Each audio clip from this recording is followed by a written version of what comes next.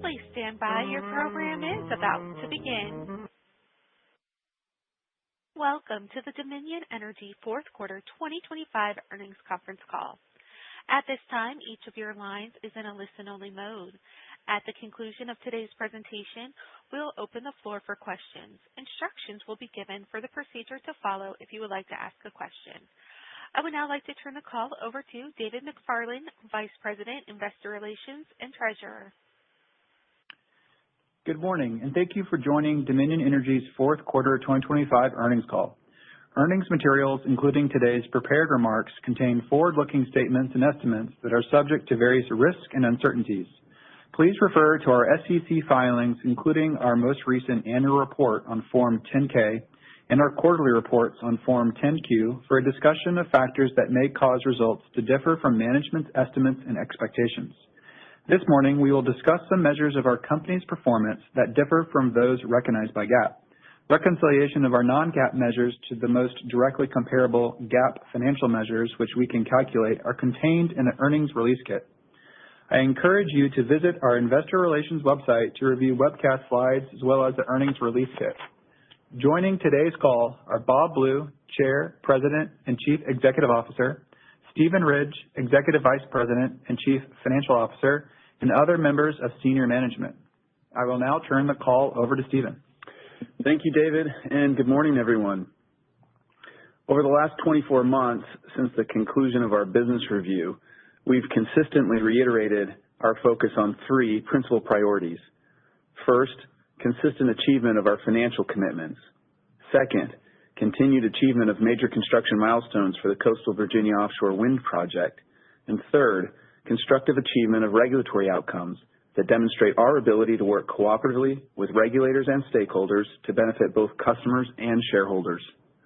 Looking back on 2025, we successfully executed against these guiding priorities, and our focus for 2026 is unchanged.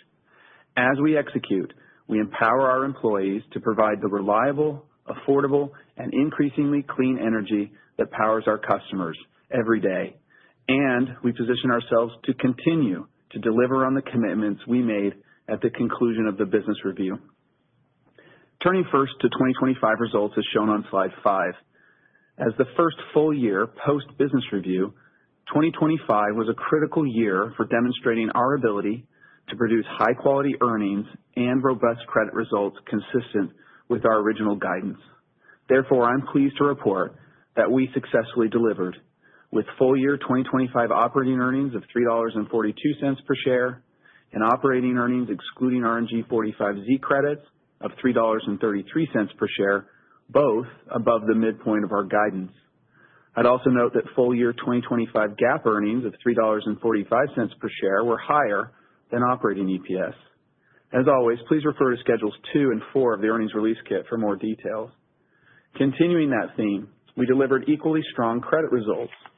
Of particular note is our estimate of Moody's full-year CFO pre-working capital to debt, which is both nearly 100 basis points above our downgrade threshold and the highest result we've reported for this metric since 2012, 13 years ago.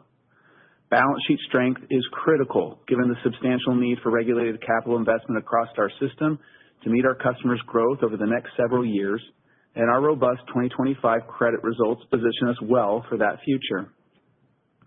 Turning now to 2026 guidance on slide 6, we expect 2026 operating earnings per share, excluding RNG 45Z credit income, to be between $3.40 and $3.60 per share, with a midpoint of $3.50.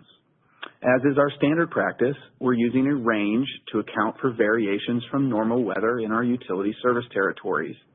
The midpoint represents a 6.1% increase relative to our comparable 2025 guidance midpoint of $3.30, despite 2026 being a double outage year at Millstone, driven by continued strength in sales and higher regulated investment. Our expectations for RNG 45Z income, which we continue to report separately, reflect updated credit scoring and lower production assumptions, which we've been highlighting for a while now.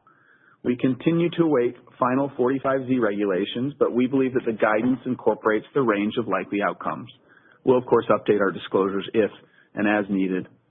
Taken together, total operating earnings guidance at the midpoint is $3.57 per share. We're also showing credit and dividend guidance for 2026, which are consistent with our previous long-term guidance. As a reminder, we'll revisit our dividend per share growth rate when we achieve a peer-aligned payout ratio. Before turning it over to Bob, let me hit on a few final related topics from our long-term financial outlook. First, electric demand growth, which for Virginia is illustrated on slide 7. Bob will cover specific drivers in his prepared remarks, including the differentiated high-quality and low-risk nature of our data center pipeline. We are continuing to observe tangible data points that underscore the real-time nature of this accelerating demand trend. For instance, in 2025, weather normal sales in the Dominion Energy Virginia LSE increased 5.4%, and all of the top 20 peak demand days in the Dominion zone have occurred in the last 14 months. As a result, we're seeing the need for incremental investment across our system to ensure continued reliability amid continually growing demand in our service areas, which leads me to our updated capital investment forecast as shown on slide 8. As we roll forward our outlook, we're increasing our 5-year total capital estimate from $50 billion to approximately $65 billion, representing a 30% increase. We're providing comprehensive and detailed disclosures in the appendix of today's material, so I'll summarize a few key points here. First, much of this increase, over 90%, is happening at Dominion Energy Virginia, our largest utility operating company and home to the largest data center market in the world. Second, nearly 2/3 of the updated capital spend will be eligible for recovery, subject to regulatory approval under rider mechanisms. And third, we've updated the compounded annual growth rate of our investment base to approximately 10%.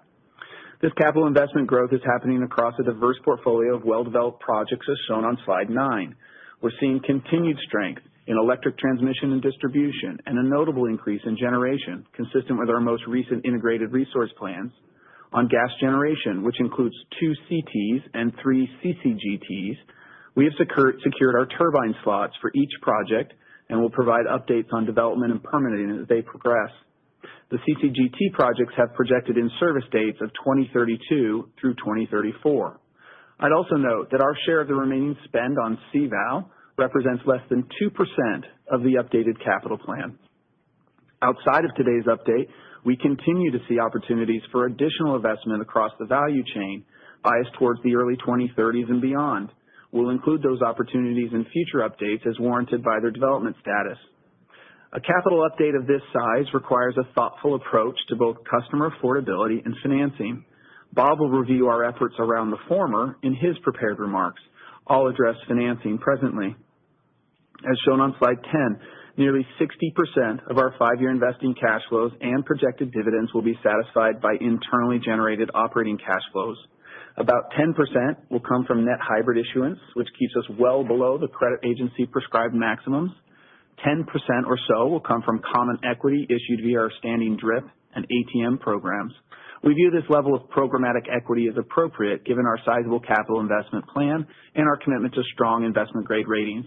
And the final roughly 20% will come from long and short-term debt. I should note that this financing plan will support our robust credit expectations and credit rating targets consistent with our prior guidance as shown on slide 11. Finally, the combination of updated sales growth, capital investment, rate-based growth, and financing plans leads to our long-term operating earnings per share guidance as shown on slide 12. Please recall that given the existing legislative sunset for 45Z credits at the end of 2029, we've always broken RNG 45Z credits out separately, a practice we continue here. As a result, we continue to provide long-term earnings growth guidance on an ex-45Z basis. With all that said, we are reaffirming our existing long-term operating earnings per share guidance of 5 to 7% annually off of the original 2025 guidance midpoint of $3.30 per share. As we've highlighted before, no change to our expectation of variation within that range year to year to account for years in which our Millstone Nuclear Power Station experiences refueling outages at both units. This occurs once every 3 years and normally reduces operating EPS by between 8 and 10 cents due to lower sales and higher O&M expenses. We've previously communicated that through our 5-year outlook, we expect annual growth to average around the midpoint of the growth rate range, or 6%. However, given improved business fundamentals, which includes more regulated investment, partially offset by headwinds, including lower RNG production, lower future day rate assumptions for our Jones Act-compliant wind turbine installation vessel Charybdis, and higher financing costs, we now expect to achieve the upper half of the 5 to 7% growth rate range starting in 2028. Executing on this updated growth bias will require successful regulatory and construction execution, stable financing markets, and a thoughtful approach to customer affordability, among other drivers, for which we feel well positioned. In anticipation of the question, let me explain the drivers of the difference between 3 to 4% between our updated rate base and long-term earnings growth guidance. First, approximately 250 basis points is caused by equity dilution. Even with attractive regulatory recovery mechanisms in place, the scale of our capital program requires us to issue on average roughly 2.5% of our market cap annually to fund growth. We view this level of steady equity issuance under existing programs as prudent and EPS accretive, and given the magnitude of our capital spending, appropriate to keep our consolidated credit metrics well within the guidelines for our strong credit ratings category. Another driver is increased parent-level interest-related expense, which reflects today's interest rate outlook and increased financing in support of the higher capital plan. And finally, we've reflected the impact of long lead projects, primarily gas generation, in the rate base growth through 2030, though we don't get the full cash flow of those projects until they enter service in the early 2030s, which is when we begin to collect depreciation and rates, thus stepping up cash flow and actualizing the project's full earnings potential. Before I hand it back to Bob, I'll note that while we're pleased with our 2025 financial performance, it's really all about how we execute going forward. Since the business review, we've seen tailwinds and we've seen some headwinds, but what hasn't changed is our confidence in the plan, which has been built to be appropriately, but also not unreasonably conservative. And with that, I'll turn the call over to Bob. Thank you, Stephen. I'll begin with safety on slide 14. Our OSHA recordable rate of 0.26 in 2025 was a record for the company, continuing the positive trend from the last 3 years. We also broke a record with our company's lowest lost day restricted duty rate, which is a safety metric that tends to reflect more serious injuries. But we know that safety is ultimately about people, not numbers. Continuing to focus relentlessly on improving our safety performance is one way we can honor the memory of our colleague Ryan Barwick, who we lost in an accident last year. I'll start our business update with the Coastal Virginia offshore wind project. Notably, we're now over 70% complete. We continue to be on track for the delivery of first power to the grid by the end of March. That will represent a remarkable project milestone. General fabrication and installation have gone exceptionally well. Let me provide a few quick examples. We completed installation of the 176 monopiles more quickly than expected. We're ahead of schedule on transition pieces as well, with over 70% installed and the remainder at the Portsmouth Marine Terminal. The third and final offshore substation was installed this past Saturday. Commissioning is proceeding as planned. Deepwater export cables are now installed and inter-array cable installation is on track. All of the remaining cabling is now fabricated and the majority is landed in Virginia. And onshore work to accept first power is complete. The project budget stands at $11.5 billion, including unused contingency of $155 million. On January 30th, we filed our quarterly status report with the State Corporation Commission, as well as provided a comprehensive and detailed update on the project's cost and timeline on our investor relations website. No change to those materials, which we've included in the appendix of today's material. We have continued to provide an update to our potential tariff exposure across discrete tariff categories and illustrative durations. We're showing the impact of country-specific tariffs through March 2026 and the impact of steel tariffs through completion of project construction in early 2027. Please note we're reviewing Friday's Supreme Court tariff ruling and will update the budget in the future as appropriate. Finally, let me talk about wind turbine generator progress and timing. We're making excellent progress on fabrication. Around 70% of towers and nacelles and 30% of blades have been fabricated. This progress tracks well relative to our schedule. With regard to installation, a few comments. First, successful completion of the first turbine in January marked a major milestone for CVOW as we demonstrated our ability to safely complete each of the major elements of the overall project. Second, during the first few iterations, we're deliberately moving more slowly in order to ensure we figuratively measure twice and cut once. We view this as prudent construction management, aligned with the lessons we've learned over years of large project construction. Third, since we recommenced turbine installation upon receipt of the preliminary injunction on January 16th, we've been navigating winter weather, which has accounted for over a week of downtime. Fourth, we've needed to pause installation occasionally to refine procedures and equipment as is typical during first-time stages of any construction project. Let me provide one meaningful example. After successfully installing the third blade of the first turbine, a human performance error, which was unrelated to Charybdis operations, resulted in damage to the affixed blade. That required us to assess the damage, remove the blade, replace it with a new blade, and immediately return to port to offload the damaged blade and reload a new one. That iteration took almost 2 weeks. We'll, of course, learn from this experience and don't expect to see this type of delay repeat itself. Therefore, I simply caution against making any conclusive predictions on the project's expected timeline solely based on the first iterations of this process. Please note that current project budget includes turbine installation schedule contingency for weather delays through July 2027 as needed, including Charybdis charter costs.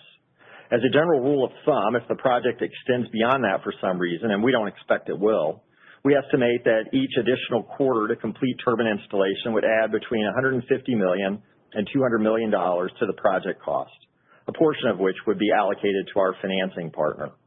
We'll include data from additional installation iterations in future quarterly updates. Turning to slide 16, as Stephen previewed, we view customer affordability as central to our public service obligation, and accordingly, we have a long record of maintaining competitive rates, which compare favorably to the national average. Our current customer rates at both DEV and DESC continue to be lower than the national average, 4% and 12% respectively. And going forward, we expect to see typical residential rates increasing by a compound annual growth rate of around 2.6% and 2.8% at DEV and DESC respectively. Additionally, as shown on slide 17, DEV and DESC's average residential electric customer bills as a percentage of median household income have improved by 7% and 29% more than the national electric utility average, respectively, since 2014. We recognize, though, that customers are feeling the pressure of higher costs for housing, groceries, and other essentials, including their electric bill.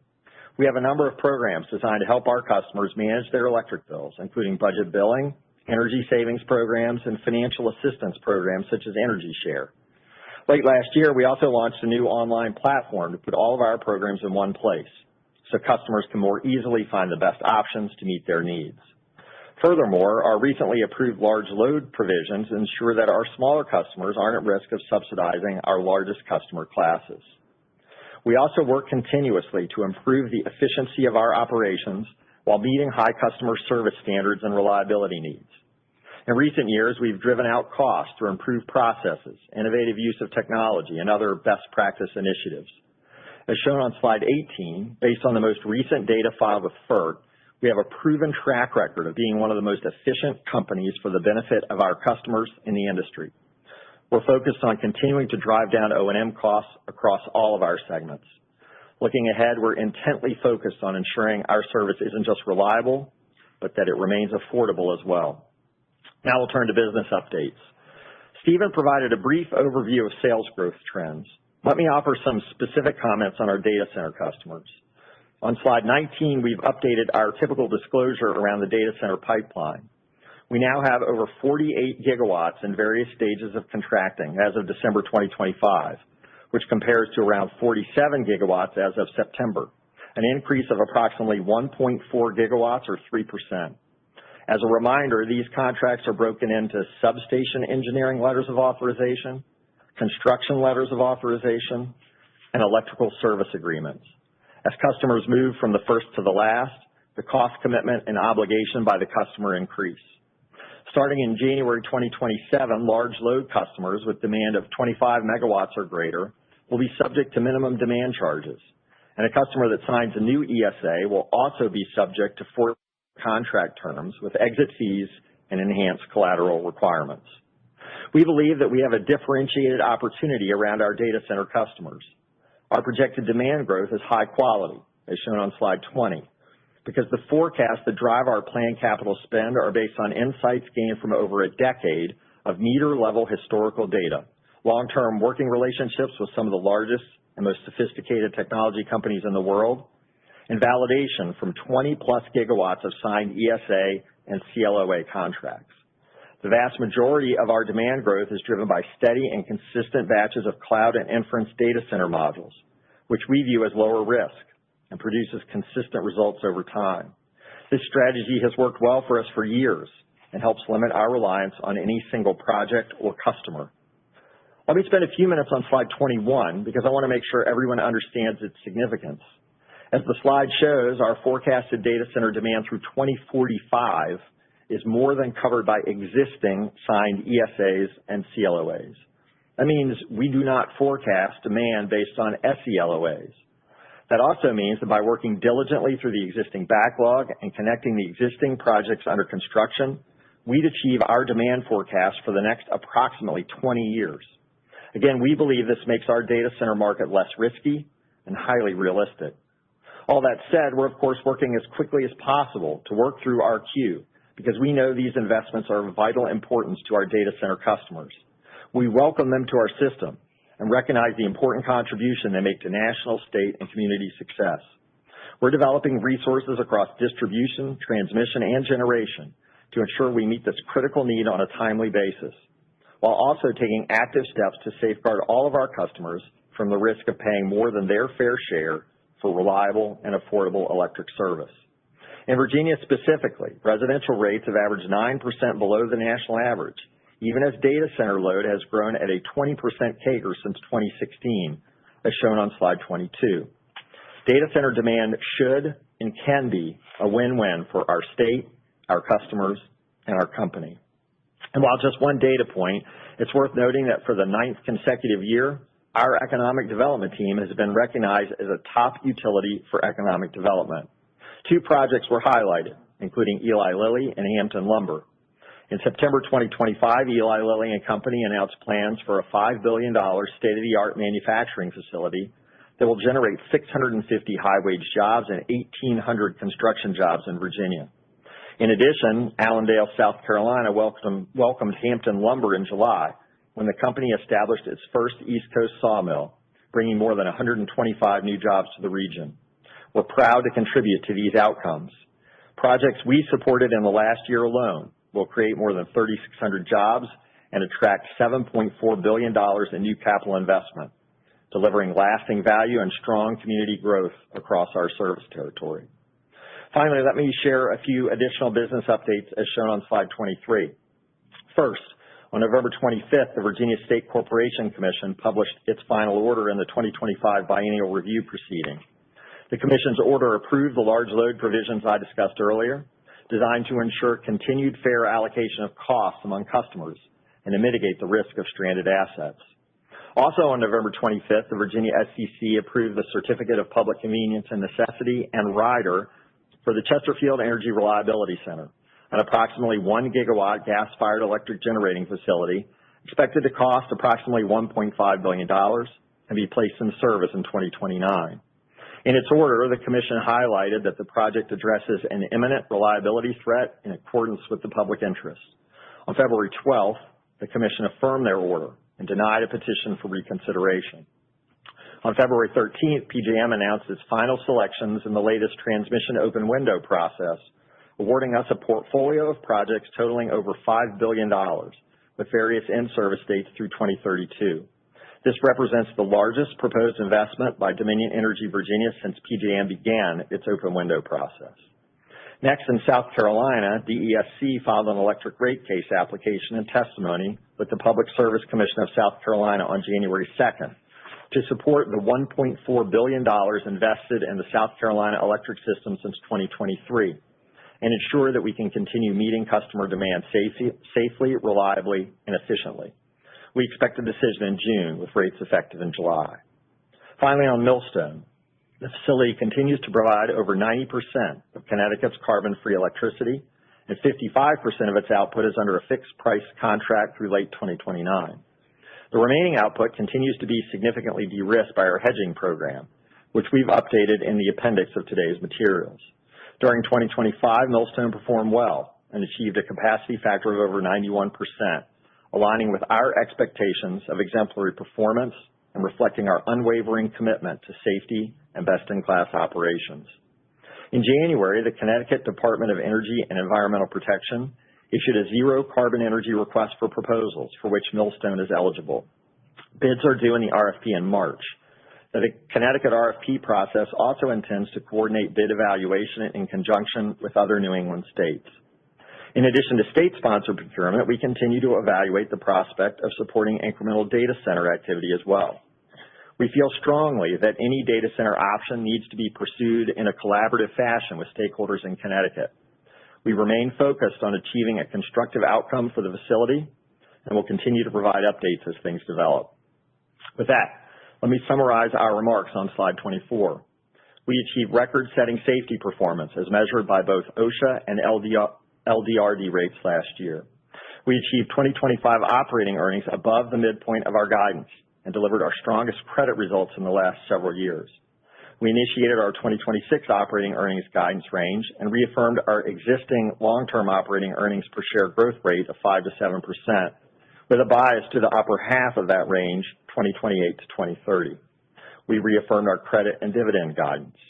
In collaboration with our policymakers, regulators, and stakeholders, we continue to make the necessary investments to provide the reliable, affordable, and increasingly clean energy that powers our customers every day, which has resulted in an approximately 30% increase in our 5-year capital plan. And CVOW continues to progress well in construction with robust cost sharing that protects customers and shareholders. We're 100% focused on execution. We know we must continue to deliver, and we will. With that, we're ready to take your questions. At this time, we'll open the floor for questions. If you would like to ask a question, please press the star key followed by the 1 key on your touch-tone phone now. If at any time you would like to remove yourself from the question queue, please press star 2. Again, to ask a question at this time, please press star 1. We'll take our first question from Shar Pourreza with Wells Fargo. Please go ahead. Your line is now open. Hey, guys. Good morning. Morning, Shar. Morning. Just a quick question on the 26 and 27 EPS. Just the CapEx is up about $3 billion in those years versus the previous guide, and rate base in Virginia is considerably higher.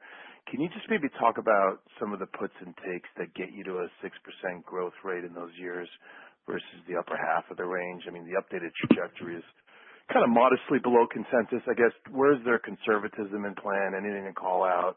I think Millstone comes to mind there, but just a little bit more details. Thanks. Yeah, Shar, there's a couple of things there. So let me hit on them, and if I miss anything, let me know. You mentioned a little bit about consensus. Aware of that thought. Keep in mind, prior consensus would have included 10 cents for 45Z credit. We've reduced that to 7, which I think on 2028 basis accounts for about half of the 6-cent delta. We've always broken 45Z out. If you look at the sum of the parts, folks are generally ascribing a fairly insignificant amount of value to that. And the reason we've done that since the beginning of the review is because we view it, A, as having a legislative sunset, and B, not truly indicative of the core operating earnings power of the base utility business. So today we announced a 6% increase year over year on that base business. We increased the longer-term guidance to the upper half in 28 through 30. I think it should be interpreted very much as a bullish message. And with regard to Millstone, we won't today be giving any sort of specific color around what we've assumed in that upper half guidance as it relates to the pricing on Millstone post-expiration of the PPA in August of 29. But as we have always approached our financial planning subsequent to the business review, I would just say we've been appropriately conservative. And we expect to have some clarity around the outcome of the RFP towards the back half, end of this year. And at that point, we can give people a little bit more information around the ultimate trajectory of Millstone and if and whether that will change the trajectory towards the back half of our plan. And then I think finally, ending with what you started, which is the trajectory. Look, we see most of these tailwinds manifesting most strongly towards the back end of our plan. That's been a consistent message we've delivered to investors for the last several months. That has not changed. We see rate-based investment certainly in capital over the 5-year plan, but we get the stronger value for that towards the back end. And so I would just say we're very comfortable with maintaining sort of original guidance 26-27. Our motto is to under-promise and over-deliver, and that's what we anticipate to continue to do going forward. Got it. That's actually super helpful. I appreciate that. And then just lastly, as we're thinking about the data center ramp with the updated slides, like on 21, with the ESAs and the higher CapEx outlook, are you assuming sort of minimum take or pays in the current plan so if the data center customer ramps quicker and consumes more than the minimum over time, would that be accretive to the current plan? Just want to get a sense there too. Thanks. Yeah, sure. I mean, our data center expectations are based on years of experience. I think as we have described, we're not forecasting based on load letters or inquiries. We're actually showing precisely what we expect coincident demand to be. And as we made clear in our opening remarks, that's being driven by our current ESAs out for a decade, and then you start getting the CLOAs get you above our current projections by 2045. If they ramp faster, then we'll address that, obviously. But we've got a lot of experience with the rate at which these companies ramp. And we think it's smart to make our forecast based on what we're confident of rather than, projecting some sort of capital allocation based on a letter that we got that may or may not show up. And Shar, I'd just add that, the name of the game for us is sales. Yes, that's very positive. But really, it's the investment across the low-risk regulated business that supports that sales, which ultimately is going to be driving the long-term earnings growth and credit strength in the name. As you know, we forecast forward in our base biennial in Virginia. That includes sales volumes. We do it in our riders as well. So for us, we assume they're going to ramp based on historical performance. That's largely above the minimums, of course, but for us, the big picture driver is the ability to deploy capital on behalf of our customers, which ultimately will drive the long-term financial performance. Got it. Super comprehensive. Thank you both. Thanks, Shar. Thank you. We'll take our next question from Nicholas Campanella with Barclays. Please go ahead. Your line is now open. Hey, good morning. Thanks for taking my question. Morning, Nick. Morning, Nick. I just wanted to Morning. I just wanted to follow up on the CVAL update. Appreciate all the updates you gave there, especially on the turbine installation progress. Just you gave this kind of per quarter sensitivity on cost, I believe, if it goes past the July 27 timeline that you brought up. Just how many, maybe kind of clearly delineate how many turbines per quarter you're trying to install here to make that. And then my follow-up question on that is, if you do have upside risk to the budget, did your financing partners already indicate that they participate alongside you? Thanks. Yeah, I'm sorry, Nick. I missed the first part of the question. It had to do with turbine installation cadence, but I wasn't exactly a word blurred out for me there. How many turbines do you need to install per quarter to make the July 2027 timeline that you laid out? Yeah, I'd answer it this way. I mean, our expectation is we get the majority in 26, and then some into 2027. And as we think about it, we're looking at sort of a 2.25 days per installation. That's over a period of time. When the weather's worse, like in the winter, it's going to be slower than that. But that's what we would look at in order to hit the schedule that we've laid out. And then on the second part of the question is Stonepeak's been a great partner with us, and we've got the contractual provisions on how we would move forward if it extends into that longer period, which, as I mentioned, we don't expect. Okay, and then one last one there. If the timeline is going past July 27, is the overall COD, you think, still kind of intact then? And then I know that you kind of bring these on in strings, so the earnings cadence is less material to that COD. Could you just remind folks of how that works? Yeah, Nick, I think you're hitting on absolutely the right point, which is given the way the regulatory recovery works, the sort of amount of capital to be recovered in rate base is at this point effectively fixed. It's at the cap of what was allowed to be socialized to customers.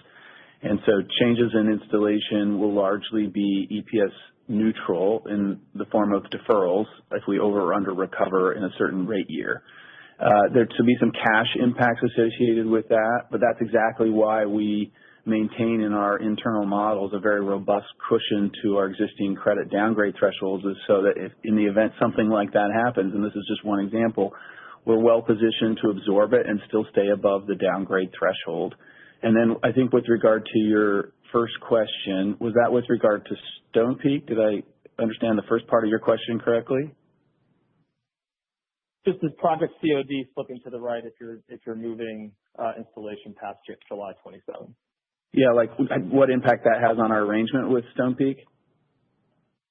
Or something totally not related to Stonepeak, and I've totally missed it. I think, Nick, the way to think about COD is just as the turbines come on. This is not like a combined cycle where there's a COD date for the end. We bring, as you said in the question, we bring turbines on in strings, and they go in that way.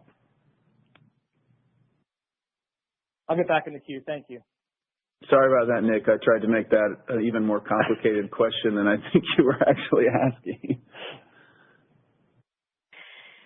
Thank you. We'll take our next question from Steve Fleishman with Wolfe Research. Please go ahead. Your line is now open. Yeah. Hi, good morning. Thanks. So just on the utility capital plan, is the PJM transmission that you noted, the open season, is that, I assume is that in the plan? Yes. Oh, yeah. A lot of it. Some of it extends beyond 2030, Steve. It's sort of a portfolio approach. So we have a number of those awarded projects that ultimately are 7 or 8 years in duration. So we've captured all of what's been awarded through 2030 in the updated plan. Okay. Is there any kind of projects you've identified that are not in the plan that would be in the period and you're just waiting for some approvals, or is pretty much everything that's kind of planned right now for the 5 years in there? Yeah, I mean, everything that we feel, confident in executing through the 5 years in the plan, as we've noted in today's script and in prior scripts, we continue to see opportunities for incremental capital to support the customer growth across our systems. And so we'll reflect that as appropriate in future updates. But this is a good snapshot of sort of where we see it today. Okay. And then just on 2 other questions. Just you mentioned the dividend payout and kind of considering it as you look relative to peers. I think peers have been generally kind of been reducing their payout targets in recent quarters and the like. Is that something that, that thus we'd kind of apply to kind of your thinking on the timing of resuming dividend growth? Yeah, we haven't sort of made a final financial decision as it relates to the payout ratio. We're certainly aware of the trend you're describing, which is folks bringing the payout ratio as a source of funding for their enlarged capital plan. and that's something certainly we'll take into consideration when we get to that point. You can, do the math around the EPS growth rate and the current dividend and probably get a sense that we have a little bit of time to make a final determination as to when and how much we start growing the dividend. Okay. And then lastly, going back, you were talking about making a decision on kind of new nuclear technology preference maybe by the end of last year. Is there any update on that? And then just how much is in the plan over the 5 years on new nuclear? Yeah, Steve, we're still in the final stages of evaluating technology. We've got, I believe, as you know, authorization in Virginia through a rider to recover costs for small modular reactor development up to a certain point. And we don't have capital in the plan, this 5-year plan for an SMR. If you look at our integrated resource plan, we're still a ways away from when we would expect to be deploying SMRs. As we've discussed before, Virginia is a very pro-nuclear state. We want to make sure that we support that, but we also want to make sure we do it in a way that is respectful of our customers and our balance sheet. Okay, understood. Thank you. Thank you. We'll take our next question from Steve D'Ambrosi with RBC Capital Markets. Please go ahead. Your line is now open. Hey guys, thanks very much for taking my question. Good morning. Just had a quick one, or maybe two. Just in terms of 2026 and kind of following on Shar's question, you're able to guide to 6% EPS growth on the operating business for 26 with the inclusion of a Millstone double outage. And so can you just talk a little bit about like effectively what are the positives that are enabling you to grow 6% and then just like effectively why maybe those don't recur in 27 or why it takes a little bit longer to get there? Yeah, Steve, let me try that again and see if I can be more responsive. In 26, we're getting the benefit of a couple of sort of helpful items. One is the full impact of the biennial rate increase in Virginia, and second is a half-year impact associated with the South Carolina rate case. So think of it as 26 as sort of a catch-up year because in those jurisdictions prior to going in for those rate reliefs, we would have been under-earning. And then because we don't typically go in the next year for additional rate relief, you can see that lag sort of catching up with us a little bit. And it's less pronounced in Virginia, of course, because of the forward-looking rates, but we have that in South Carolina. So that's kind of why you see that cadence between 26 and 27. 27, even though you have 8 to 10 cents from the lack of a double outage year, you're sort of gearing up for that next rate case, and you'd see potentially the impacts of that later in 28. Does that help? Yeah, that's perfect. That's kind of what I figured. I just wanted to clarify. And then just on the 45Z credits, I totally understand changing the assumptions or being more conservative, I guess, but just you did book 9 cents in 25. Is there a reason why that falls into like outer years? Is that just like changes in, I don't know, I guess CI scores or something, or what's driving that? It's exactly that. It's a change in CI scores. So one of the changes that happened is that a new GREET model was published in 26. The ultimate RNG 45Z model for 26 and beyond will be based on that. That initial GREET model suggests to us a little bit of degradation in CI relative to what we booked. Now, that doesn't mean that 25 is at risk.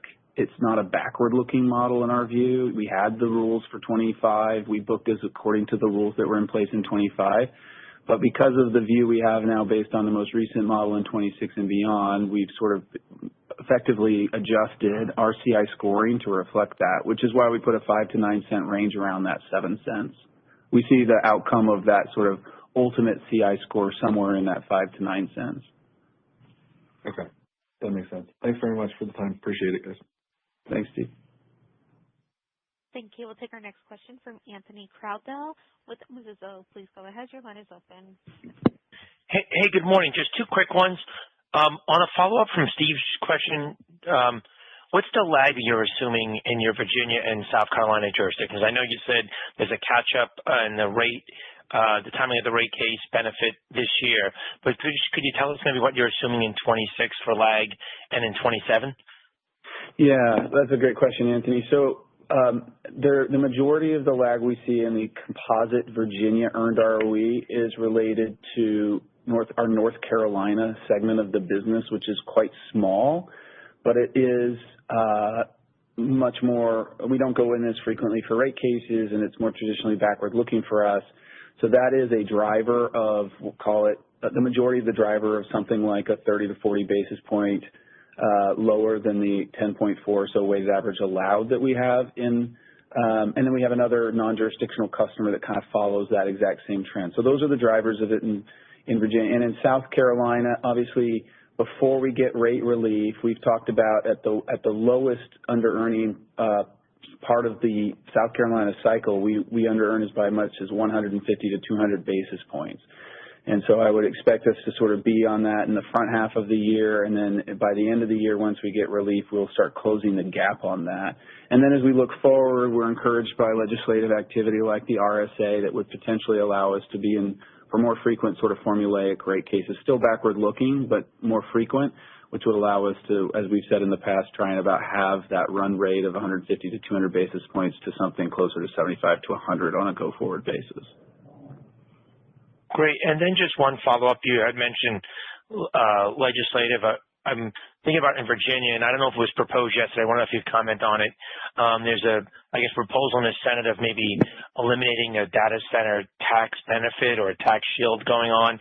Just thoughts, if you could comment on that, thoughts of maybe that impacting your forecast for load growth, and that's it. Yeah, as is always the case on our fourth quarter call, the Virginia General Assembly is ongoing, and so it's difficult to predict any kind of an outcome. I just say that in our view, data centers are very beneficial to the state and local economies. We look forward to continuing to serve them for some time, and you can see the kind of growth we're expecting off of them. We expect that to continue.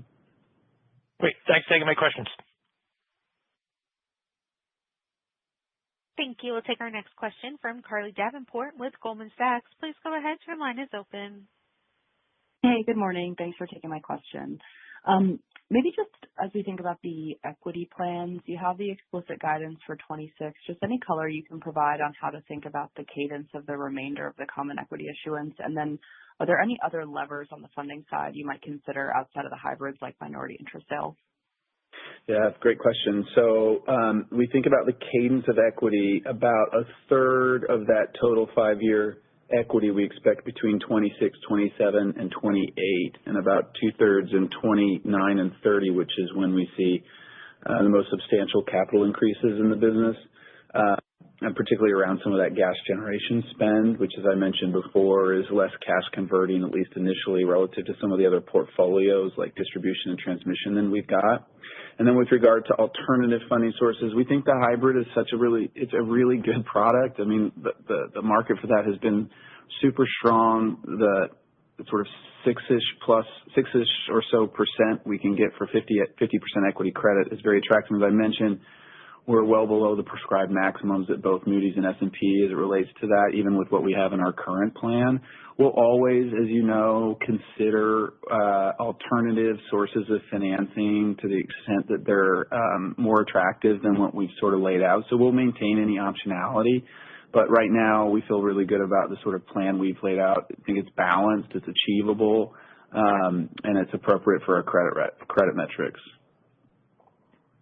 Great. Okay, that's super helpful. And then maybe just there have been a couple comments in the last few weeks from the administration on appealing the preliminary injunctions that were granted for a number of offshore wind projects, including CVOW. Just curious if you do see any incremental litigation risk or headline risk on execution on the project from sort of external involvement.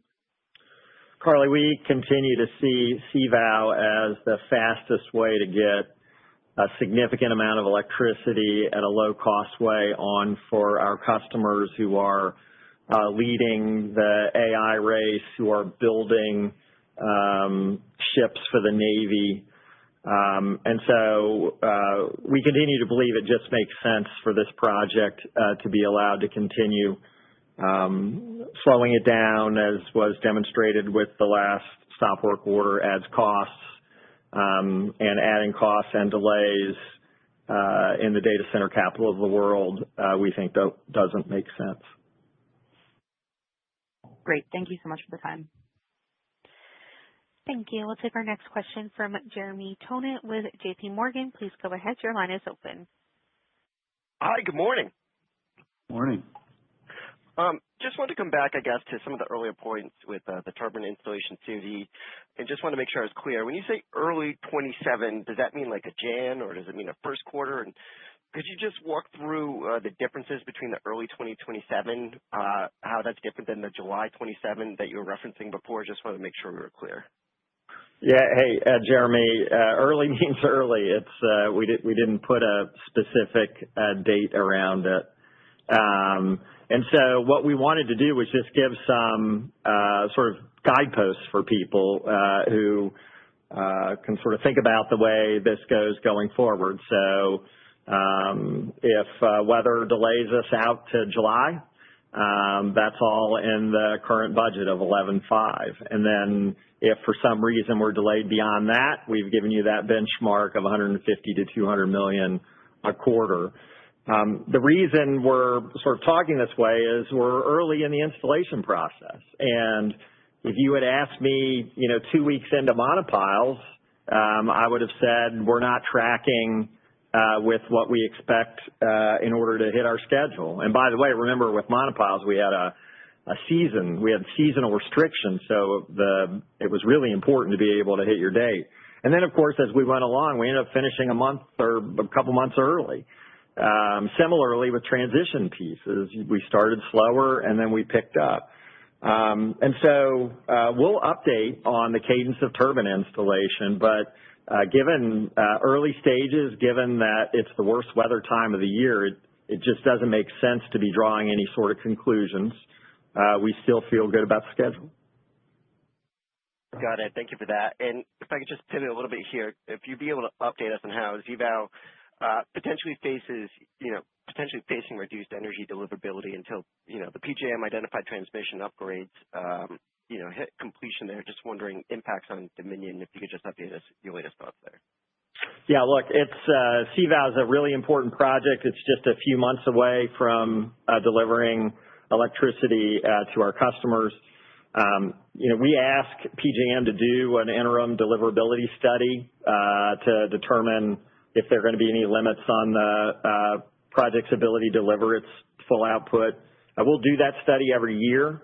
And so we've been saying that some network upgrades that may not be done when CVAL is finished.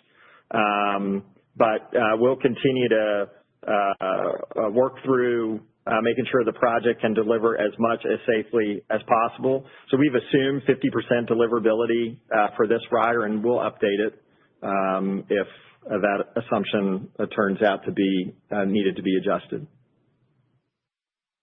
Got it. Thanks. One last one, if I could. Just 7% of the capital plan is focused on nuclear. I see the relicensing in there. I was just wondering if you could help us unpack a little bit more about what that might be, is in that bucket. Yeah, Jeremy, the lion's share, or a good chunk of that is fuel. We categorize nuclear fuel as capital. So it's SLR and it's fuel, and then some maintenance. Got it. Thank you very much. You bet. Thank you. We'll take our next question from David Arcaro with Morgan Stanley. Please go ahead. Your line is open. Hey, thank you. Good morning. Morning. I was wondering, another positive update here on the data center activity and contracting front. But I was wondering, are you seeing data center, requests to interconnect? Is that crowding out any other customer activity, whether it be, large industrial or commercial projects? How do those interact? And is there still, room on your system for, other large customers to connect in? The answer is there's absolutely room for other large customers to connect in, and they're not being crowded out. A good example, we mentioned it actually in the prepared remarks, is that Eli Lilly facility just west of Richmond. Large load, lots of jobs, aggressive time schedule, which we were able to meet. So we're able to meet the needs of our customers. As we mentioned in the prepared remarks, we have a great economic development team. We continue to see exciting possibilities outside of data centers as well. Yeah, got it. Thanks for that. And then just one other quick one. I was just curious, when might the next iteration be of your generation outlook in Virginia in terms of the next slice at the IRP, and when you might reassess the generation needs? We do our IRPs every 2 years with an update in between. So you can see we'll continue to update the IRP annually. Okay, great. Thanks so much. Thank you. This concludes our question and answer session. So I'll turn it back to Bob Blue for closing remarks. Thanks, everybody, for taking the time to join the call today. Please enjoy the rest of your day.